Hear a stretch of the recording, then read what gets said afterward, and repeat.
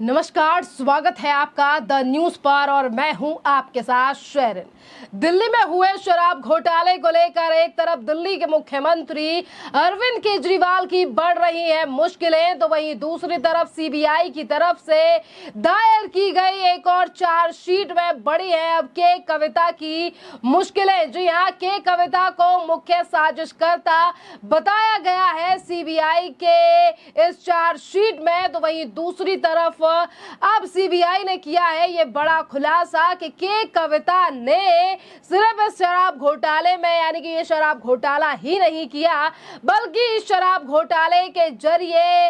हवाला के जरिए 100 करोड़ रुपए का ट्रांसफर भी किया गया है, वो भी इधर से उधर। जी हाँ, ये बड़ी बात जो है वो ईडी की चार्जशीट में सामने आई है, जिसके बाद फिर एक बार बढ़ने वाली है के कविता की मुश्किलें। आपके लिए बता दें कि टीडीपी के सांसद के बयानों ने केजरीवाल और के कविता को शराब नीति के मामले से जोड़ दिया और अब केंद्रीय जांच एजेंसी यानी कि सीबीआई ने अब इस पूरे मामले को लेकर बीआरएस की नेता के कविता के खिलाफ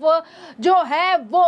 अब चार्जशीट दाखिल की है और अब इस चार्जशीट में के कविता को मुख्य साजिशकर्ता में से एक बताया गया है और सीबीआई के अनुसार के कविता शराब नीति में हेरफेर और छेड़छाड़ में शामिल थी। और आपके लिए बता दें कि सिर्फ इतना ही नहीं है कि छेड़छाड़ या फिर मुख्य साजिशकर्ता, बल्कि इसके साथ ईडी ने अपनी चार्जशीट में यह भी खुलासा किया है कि के कविता ने न केवल 100 करोड़ रुपए की अवैध कमाई की बल्कि इस पैसे यानी कि पैसे को हवाला के जरिए गोवा में भी ट्रांसफर किया। जी हाँ, अभी तक मनी लॉन्ड्रिंग के मामले को लेकर के कविता पर लगे आरोपों को लेकर कहा जा रहा था कि सिर्फ और सिर्फ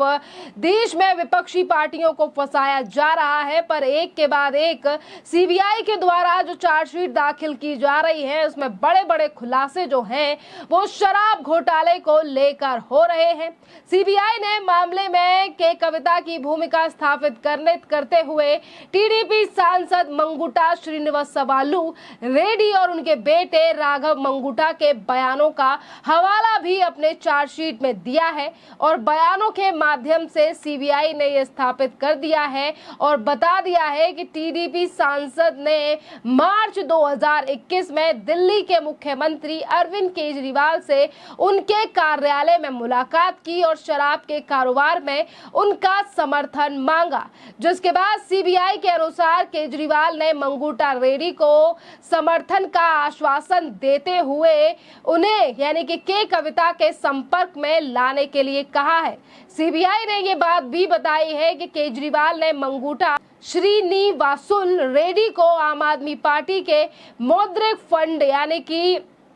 मौद्रिक फंडिंग प्रदान करने के लिए भी कहा गया है और चार्जशीट में इन तमाम बातों का खुलासा हुआ है कि ये आपके लिए बता दें कि एक तरफ के कविता और उनके सह आरोपी अभिषेक बोयनपल्ली और पीए अभिषेक कौशिक भी जो है वो हवाला के जरिए के कविता के कहने पर इन्होंने गोवा में पैसे ट्रांसफर किए थे। सीबीआई ने दावा किया है कि आरोपी अरविंद कुमार सिंह और इंडिया अहेड न्यूज के प्रोडक्शन कंट्रोलर और इसी के साथ आपके लिए बता दें एक तरफ के कविता के सहयोगी अभिषेक बोयनपल्ली के ऊपर ये बड़ा आरोप है और उनको लेकर बड़ा खुलासा हुआ है कि किस तरीके से गोवा के इलेक्शन में पैसे की बात तो पहले से ही सामने आ रही थी, पर पहले आम आदमी पार्टी को लेकर ये चीजें कही जा रही थी कि शराब घोटाले का पैसा आम आदमी पार्टी ने गोवा के इलेक्शन में लगाया है, गोवा के चुनाव में लगाया है। जी हाँ, गोवा के विधानसभा चुनाव में पैसा लगाया है, ये आरोप कई बार लगा और इस बात पर कई बार जो है वो बयान भी दिया गया एजेंसियों के द्वारा। पर अब देखिए इस बात पर खुलासा हो चुका है कि आखिरकार गोवा में ये शराब घोटाले का पैसा गोवा कैसे पहुंचा और ये पैसा पहुंचाने वाला कोई और नहीं बल्कि के कविता थी। और आपके लिए बता दें कि जहां एक तरफ के कविता को लेकर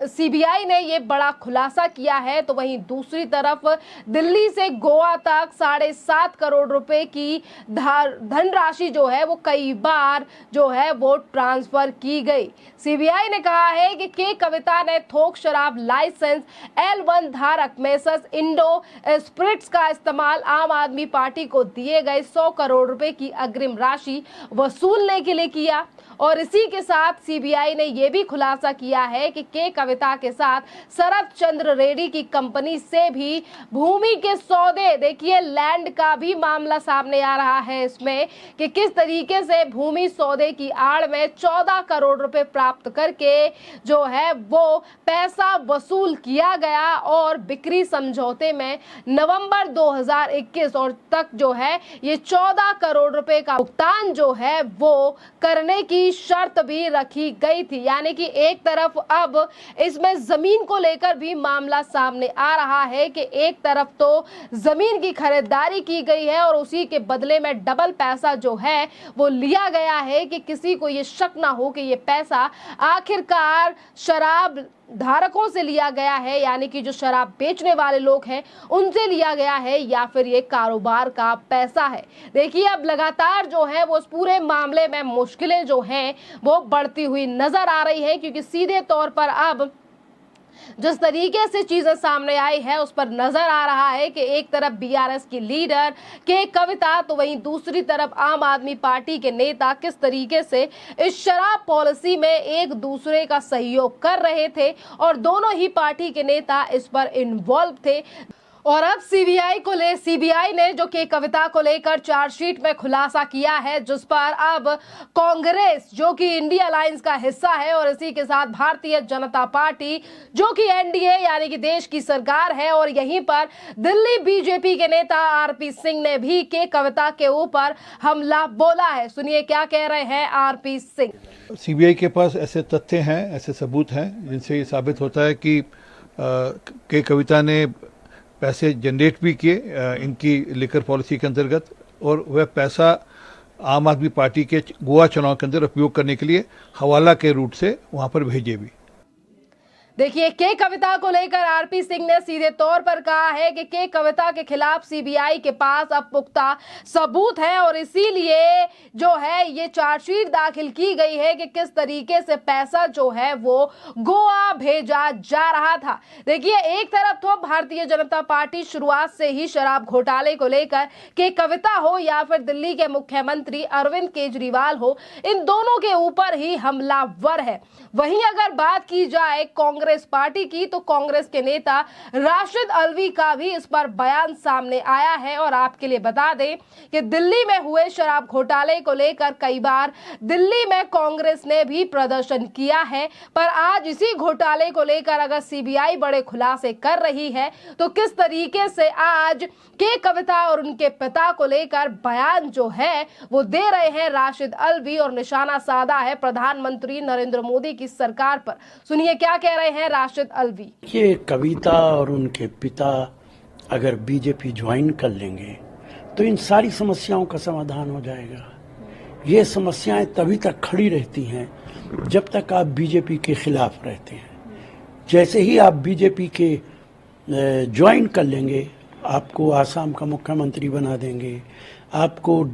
महाराष्ट्र का डिप्टी चीफ मिनिस्टर बना देंगे, आपको केंद्र के अंदर मंत्री बना देंगे और ये समस्याओं का समाधान हो जाएगा। देखिए राशिद अल्वी कह रहे हैं कि केंद्र सरकार यानी कि मोदी सरकार जो है ये तमाम चीजें जानबूझकर कर रही है। अगर कल को के कविता और उनके पिता अगर भारतीय जनता पार्टी को ज्वाइन कर लेते हैं तो ये सब परेशानियां खत्म हो जाएंगी। आज इस तरीके का बयान देने वाली कांग्रेस पार्टी और कांग्रेस के नेता ये वही लोग हैं जो अभी से 1 साल पहले तक शराब घोटाले को लेकर आम आदमी पार्टी और शराब घोटाले के खिलाफ दिल्ली की सड़कों पर प्रदर्शन करते हुए नजर आ रहे थे। खैर इस पूरे मामले पर आपकी जो भी राय हो आप हमें कमेंट कर जरूर बताइए। धन्यवाद।